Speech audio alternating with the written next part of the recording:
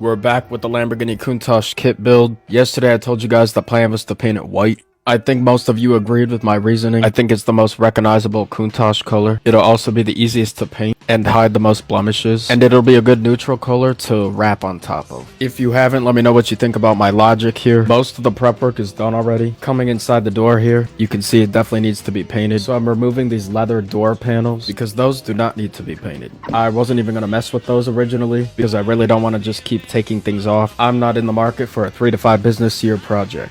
Just a reminder of why we're sanding so much. All of this paint has scratches, glue, and dirt, and everything else. So before I paint, every single body panel must meet the sandpaper.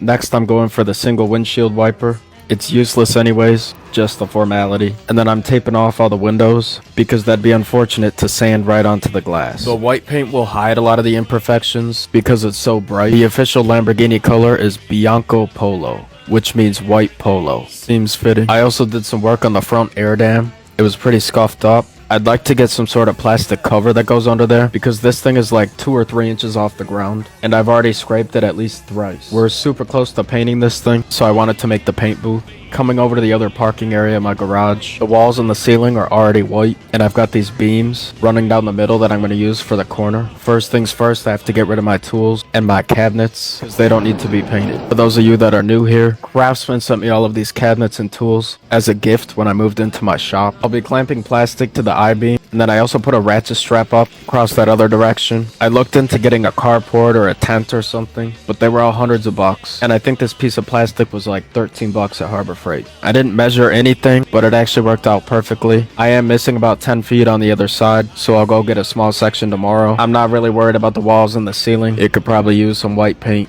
but let's make sure that she fits in here before we go any farther.